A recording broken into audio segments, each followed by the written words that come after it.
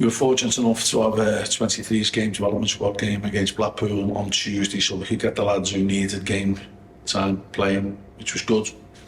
Went to watch that, and it turned out a really good performance on 4-1 win.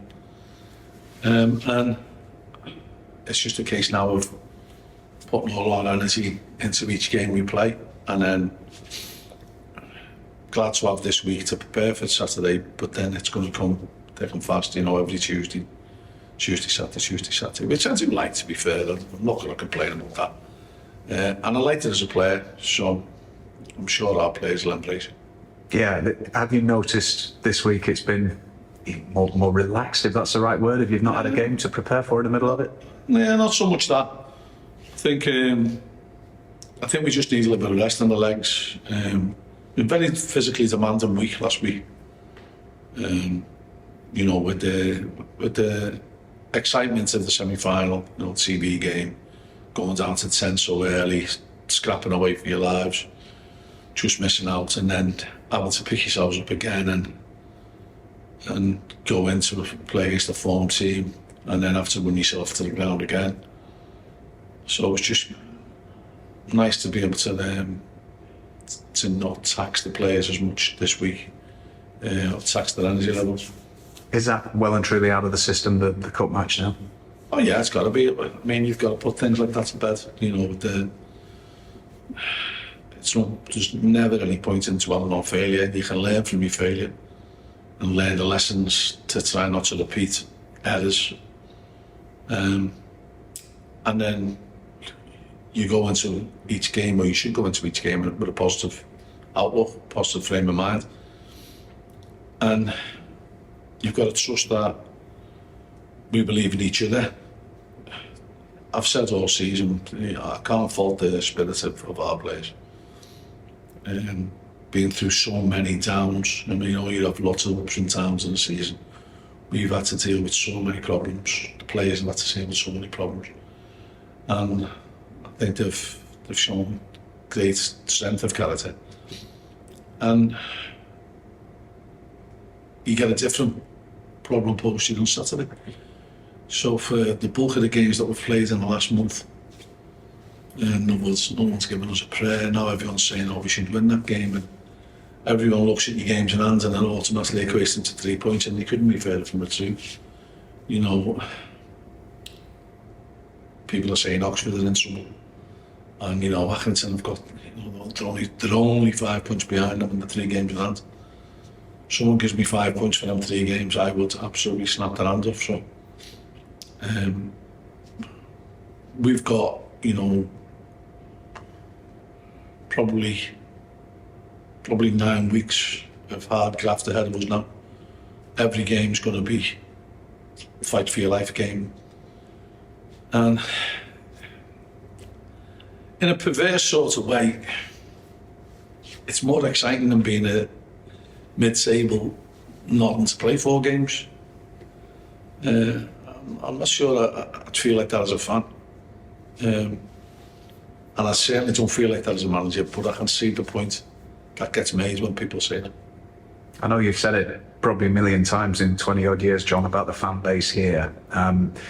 We see all around the country that fans are affected by poor form and want answers and want to blame someone and want to cause a bit of chaos at times. Your fans here are not like that, are they? No, some might do behind the scenes. You get the keyboard warriors who do that.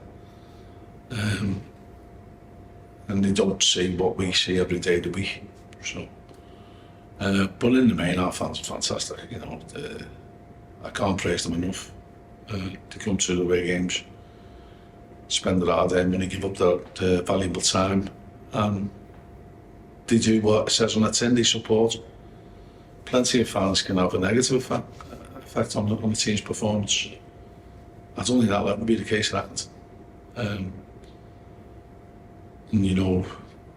We haven't always turned in sterling performances or even shows. This season we've let ourselves down a couple of times in energy levels and our approach to a game, not many, but a couple of times, and the fans have still supported us. And the noise that they make, I know the players respond to it. we're going to need them Saturday. It's going to be a really, really difficult game. And I hope that we can just give them a little ray of sunlight in what's been a very, very dark season. It's a horrible thing to think about, John, but what would the difference be between this club being a League One club and a League Two club next season? Well, financially, it's a massive hit we'd take. And also, if you look at the numbers that we get when the likes of Bolton come here, when the likes of Sheffield Wednesday come here, you're not going to have that. And all round, financially, it's going to be difficult. But we've worked so hard to get here, I think it'd be a body blow for the fans as well. You spoke about Liam Coyle and the injury last week. It sounded pretty horrific. Have you had an opportunity to catch up with him this week? And if so, how is it? He's in good spirits. He actually has his operation today. It's been brought forward. And not Liam, he won't be playing tomorrow, but that's not going to be the case. It's touch and go whether he plays again this season. And we've got to use that as a motivation, because you wouldn't get a lad who epitomises Accrington more than Liam. And he's now being robbed of the opportunity to try and keep us in League One. So the least we can do is give everything we can to try and make sure he's playing League One football next season. Will it be one of those Gaza-style masks if he manages to play this? Possibly. I'm not sure that they think that it's suitable, the injury that he's got, to be playing in a mask. Looking at the remaining games, you say there's 9 weeks of graft to come. You've got pretty much a third of a football season to fit in to those 9 games, John. 15 still to go, while a lot of clubs are on about a dozen or 11 to go now. You've got a lot to fit in here, haven't you? We have. And, that's possibly a consequence of going further than we normally go in the Cups. But it gives you more opportunities to try and get 3 points. We haven't struck that anywhere near enough this season. We haven't scored anywhere near enough goals. This is the lowest I can ever remember us scoring. And it will be by some considerable margin. But we've got to believe that we can find our scoring form, we can find our shooting boots. And we have to be positive in our approach to the game. When you look at your chances created this season, are the stats as they have been in general, or are they lower as well? They've tailed off in the last 5 or 6 weeks. Start of the season, we were up there in the top 3 or 4 expected goals, which is the new currency in football at the moment, appears to be. For students of form, that is. We've got to get back to making, even if you're missing chances, if you're making them, the worry's not there as much as if the chances aren't coming. Particularly at home, we have to take the game to teams, we have to pin them in, and we have to just be a bit better than what we have been at home this season. It's going to be a busy week for you this coming up. You've got 2 very long haul away games to come after this home match. You will go into your home match as favourites. You'll go into the away match coming up at Ipswich as overwhelming underdogs, won't you? You've got a bit of both to come. Yeah, and you've got to deal with different pressures in different ways, but the main focus that you've got to be on is that it's 11v11. If we start out with a game plan, you've got to try and stick to that game plan. You've got to try and, as individuals, you've got to try and outdo your opponent, or try and come on top of your opponent. And the more of them individual battles you win, the better chance you've got of getting something out of the game. And I think we've got to have a strong mental approach that we've got to be able to overcome setbacks. I think that's been the most damaging thing this season. The amount of times we've conceded and then conceded straight away again. That's been concerning. On the plus side, we've kept 3 clean sheets up the last 5, which that bodes well. And Lucas is exuding confidence at the moment. He's worked hard to get back into the team. Toby hadn't done a lot wrong, to be fair. And we're blessed that we've got 2 keepers, and we're really fortunate in the fact that Toby can go on and play and keep himself ready for if and when we need him. What's his situation right now? Is he staying where he is? It's just a week-to-week basis, while Stephen need him. he can play, so that means that we get both our first team goalkeepers playing, which is quite a good situation to be in my opinion. Has Toby found it difficult not being the first pick here? Yeah, I think anybody could, because goalkeeper, once you've had your shirt and you think you've done well, I mean, don't forget the game before he got left out, no, not the game, the one, I'll do describe it. What's the word for that? Not the previous game, but the one before that he got left out in. He got man of the match against Leeds, live on TV against the Premiership team. So, of course, you're going to be frustrated that you're not playing. But it's a funny situation, goalkeeping, that you're either in or you're out. You can't play anywhere else. But so that's why I'm glad that he can get first team football and he can, games that really matter, which Stevens is doing at the moment. And I've said all along, he's still going to be a top keeper. So, when you look at Lucas, he's a good age now, isn't he? 23. It's sort of breakthrough season for him in terms of playing with some sort of regularity. How well's he taken to it? Yeah, he's done well. He's had little wobbles along the way, but it's strange really, because I think Lucas is a couple of years older than Toby, but Toby's got far more experience than Toby's played a lot more football than Lucas. And as goalkeepers, you can't underestimate the value of playing games, doing well, getting your confidence, also making mistakes, because that's the best way of learning, and having to suffer the pain, because the spotlight is on you as a goalkeeper if you make a mistake, because invariably when you make a mistake it ends in your net, whereas a striker can miss it and then score another goal. You can't take the goal out the net. Defenders can slip up and a goalkeeper can get them out of jail. So it is a strange position, and it's something that is mentally more demanding than any other position on the pitch, I think. Has it taken, in your two spells here, so much thinking about that position, John, that you've had lone keepers down the years who've gone on to have great careers, some of them, but it's not been a position where you've had a regular contracted player for 4 or 5 seasons, have you? I think Chappie was probably the last one, yeah. It's difficult. It's difficult because experienced goalkeepers are few and far between, good ones. And so you end up taking an up-and-coming one who hasn't had a lot, and you have to suffer the pain. You're all constantly battling to get it right. And we're not the only one who's in the situation, do you know what I mean? So, arguably the best goalkeeper in our league is out for the season, the Plymouth goalkeeper. And that will be a body blow for them. And now they might have an able replacement, but he still won't be him. And they'll regard him as their talisman. And similar to the situation we had when we lost Nathan Baxter, and it's always played a lot more games since then, but at that time he hadn't played a lot. Nathan was playing out of his skin. And then, the injury happens and he has to be out for the season.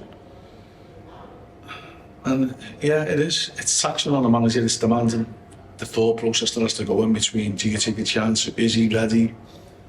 How do you want him to play for you? Do you want him to play a possession-based game where he's got to be involved as an outfield player, or do you want him to kick the ball long? There's all different facets that go into make him what is a good goalkeeper. And I think when everyone gets the formula right, football will be finished by then. I don't think I certainly haven't got the stats to hand, John, but I'm guessing that this weekend is the manager in League One with the most games in management under his belt, against probably the manager who's got the least in Duncan Ferguson. What do you make of his decision to go to Forest Green, and Forest Green's decision to give him that first chance? It's a wonderful opportunity. When some people might regard it, he's got into League One when he's had the taste of being a caretaker manager at Everton Premiership. Plenty of managers have to start far lower than League One. There's an example. But it's a wonderful opportunity then. If he gets it right, the pathway's there for him to he's obviously got a famous name as well, and he's famous for his exploits in football. But now it'll be a different challenge for him. One that from all accounts that I'm reading and hearing, he's really embracing, he's really enjoying it. Probably been unfortunate that he hasn't had a win yet because of, one or two times that they should have won and they've let late goals in. But it's a learning curve, and the opportunity will be there for him that if he can make a goal for the screen, there's other big jobs available for everybody. So look, from the outside, it would appear that time's running out for them because they are adrift of everybody else right now. They'll view this as their chance to get back into the pack, won't they? I would imagine so, yeah. And experience tells me that you're never out of it till you're out of it. And there's plenty of teams who've gone on great runs and put themselves out of trouble. Every game is vital that you play, and people sometimes don't see this when you're playing in a balmy night in September. That still only get 3 points, the same as what you get in March, in April, in early May. It's just that the relevance seems more with these months. The closer you get to the finishing line, every move you make's scrutinised. And I think it's possibly similar to the Grand National. People only remember the running. They don't remember the first circuit when people are dodging horses falling in front of them. They just remember how you finish. And in relegation scraps, it's not how you started, it's how you finish. And we've just got to try and finish some. Is it a mentality thing from now to the end? What are you made of in that dressing room to really? Sometimes you can be unfair because 4 teams got to go down. And it'd be wrong to label them as, you're weak mentally because you 4 went down. There's lots of factors why you don't win a football match, why you get relegated. And a lot of them are out of your control, as we've seen time and time again this season. So I think it's unfair to say, the ones who go down aren't in for the fight. There's lots of people scrapping, and unfortunately 4 have got to fall down through that trapdoor. I personally don't think that's fair. I would say that, wouldn't I, could be in League One, but it just seems bizarre that you'd have 3 up, 3 down in all the other divisions. Apart from us, and obviously the conference. But within our league, you would have thought that it would be a standard 3 up, 3 down. Just in terms of the injuries and is there anybody available to rejoin you in the squad this weekend that perhaps wasn't with you last weekend? Coley's touch and go. He's been training quite well. We'll have to see how Doug is as well. He started to train this week, so we'll monitor them over the next couple of days.